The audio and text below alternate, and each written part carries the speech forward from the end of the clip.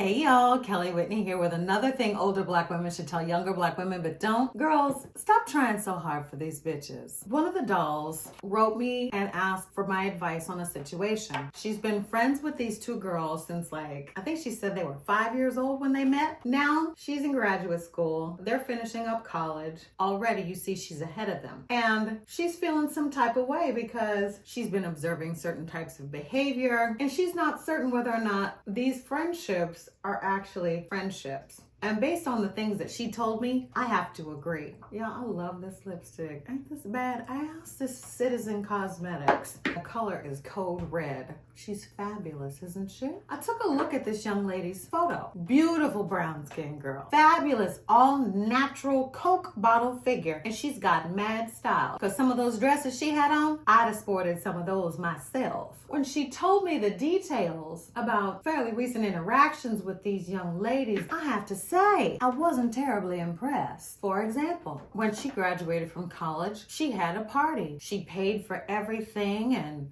she invited these girls to her graduation, and one of them, she described her as a negative Nelly. She said this girl fussed the entire time, was making everybody uncomfortable, this and that, and they didn't even get her a gift. Nothing, not even a card. Same for her birthday. Nothing. She got nothing except on the day of, they called and said, happy birthday. Now I asked, what happens when it's their birthdays? And she said, well, I do the most. You know, I make them feel special, this, that, da, da, da. So already there's a lack of reciprocity. And I thought to myself, that doesn't sound like they're good friends. That sounds like these girls are keeping her around because of the time that they've known one another. And that happens a lot. We don't realize that we've outgrown people and we keep them around out of a sense of loyalty because we've known them since we were 5 years old and we have a lot in common and I just can't imagine my life without them. She openly said she loves these girls. That kind of time is not to be taken lightly, obviously. However, you know, on Treatmebetta, we preach a healthy brand of selfishness. And that means in cases like this, when a young lady realizes something is off and her spirit is telling her that there's a problem, we listen,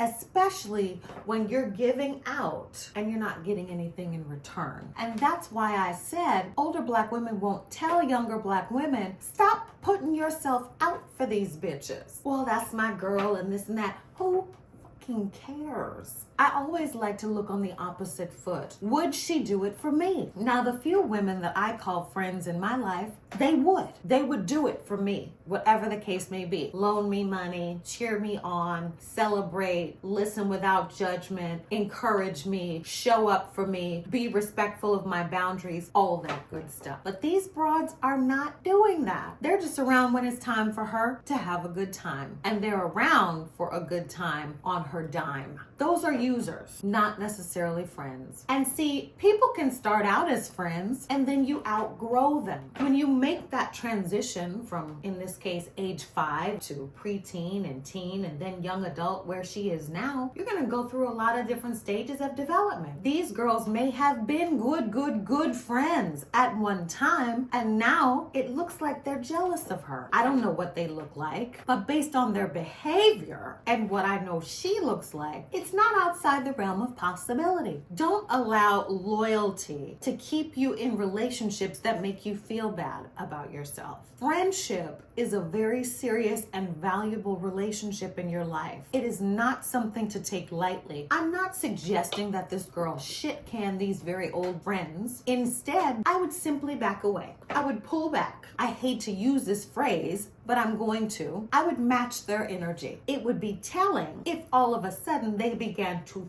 fuss about that. Or, as is more likely, they will simply fall away. That happens in adult relationships. People outgrow one another, and that is necessary in many cases if you are to advance, evolve, and grow yourself. You can't always hang around the same people that you've always kept time with, because they say, show me the 5 people that you spend the most time around, and I'll be able to tell you exactly who you are. That alone is motivation motivation enough in my book to seek out some new relationships. She's in her master's degree right now, and I think from the tone in her voice that it's probably scary to contemplate life without these two young ladies by her side. But I look at it like this. At some point, all women need to learn how to be their own best friend. And just because you pull back from these relationships that may be problematic, it doesn't mean you can never enjoy these people's company again. It simply means you need to scale back on all the things that you're doing, trying to keep these slightly defunct, faulty relationships going, and focus on yourself instead. Because I'm here to tell you, girls, when you focus on yourself the right way, you damn near don't have time for anybody else. Because in order to live well, you must have discipline, you must have focus, and you simply must employ a healthy dose of selfishness. You cannot allow people, even people you've known for decades, to minimize you, make you feel bad, or take advantage of your kindness. And a lot of times older Black women aren't going to tell you that because they have remained in faulty relationships long past the expiry date. You see what I'm saying? Well, that's my girl from back in the day. You know, we've been through a lot. Yick and yick. You can still have your old school homie in the cut if you need her to be there. But that doesn't mean you have to actively engage that individual. You can keep some distance from people. Everything doesn't have to be a production. It doesn't have to be a dramatic parting. It doesn't have to be recriminations and why didn't you and this and that. I would recommend an entirely more elegant approach. Simply back away and match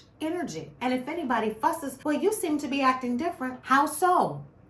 Force people to explain exactly what they mean, knowing full well that you have a litany of rebuttal receipts ready to defend yourself and your honor. Because at the end of the day, girls, good friendship, it doesn't mean perfection. It means consistent effort, kindness, and a willingness to grow together. It's about creating a safe, loving, and empowering space for everybody involved to thrive. And if you are in friendships where that is not the dynamic, I would encourage you to first examine, are you being a good friend? If you feel as though it's not on your side, examine closely this other person's behavior and whether or not you would actually lose out if this person fell away from active participation in your life.